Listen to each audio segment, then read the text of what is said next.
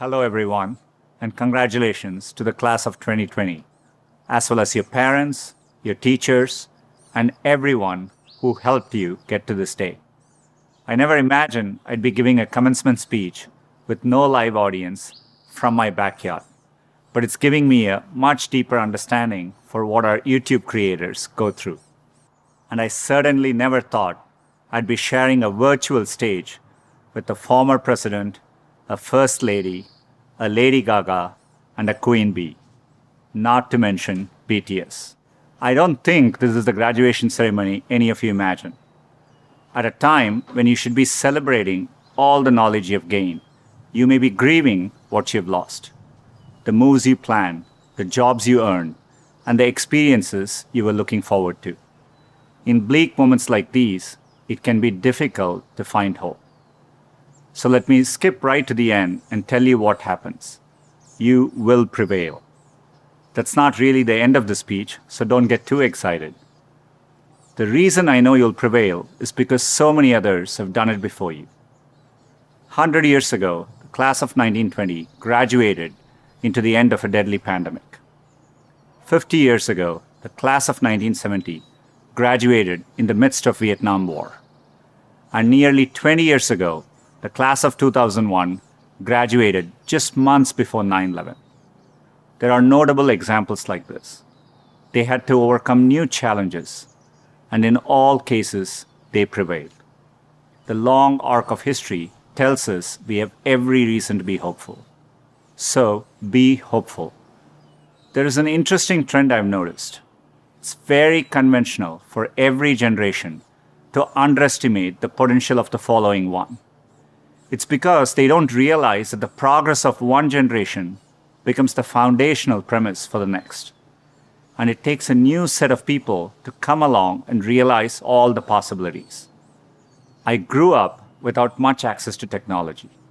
We didn't get our first telephone till I was 10. I didn't have regular access to a computer until I came to America for graduate school. Under television, when we finally got one, only had one channel. So imagine how awestruck I am today to be speaking to you on a platform that has millions of channels. By contrast, you grew up with computers of all shapes and sizes. The ability to ask a computer anything, anywhere, the very thing I've spent my last decade working on, is not amazing to you. That's okay.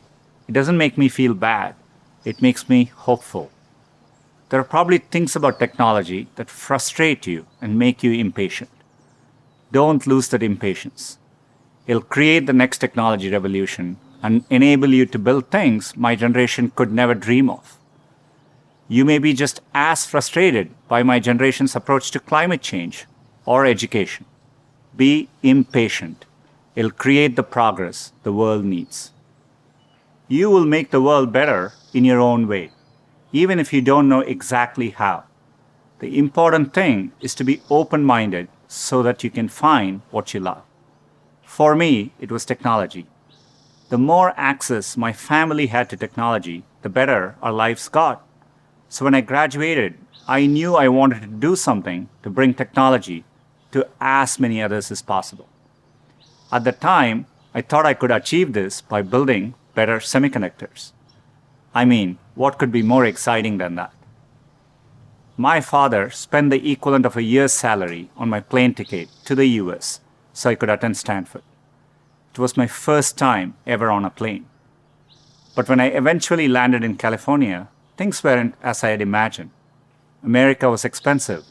A phone call back home was more than $2 a minute, and a backpack cost the same as my dad's monthly salary in India. And for all the talk about the warm California beaches, that water was freezing cold. On top of all that, I missed my family, my friends, and my girlfriend, now my wife, back in India. A bright spot for me during this time was computing. For the first time in my life, I could use a computer whenever I wanted to. Completely blew my mind. And at that same moment, the internet was literally being built all around me.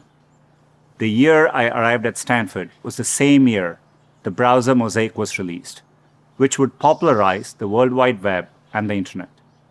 The The summer I left was the same summer that a graduate student named Sergey Brin met a prospective engineering student named Larry Page. These two moments would profoundly shape the rest of my life. But at the time, I didn't know it.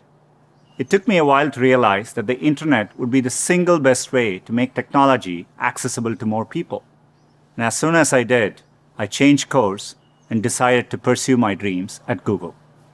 Inspired by the wonder that first browser created in me, I led the effort to launch one called Chrome in 2009 and drove the effort to help Google develop affordable laptops and phones so that a student growing up in any neighborhood or village in any part of the world could have the same access to information as all of you.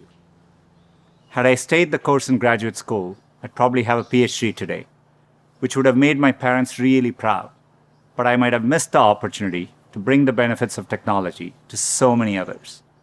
And I certainly wouldn't be standing here speaking to you as Google's CEO.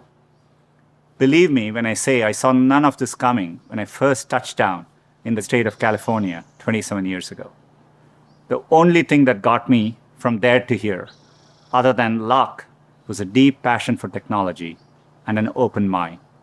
So take the time to find the thing that excites you more than anything else in the world, not the thing your parents want you to do, or the thing that all your friends are doing, or that society expects of you.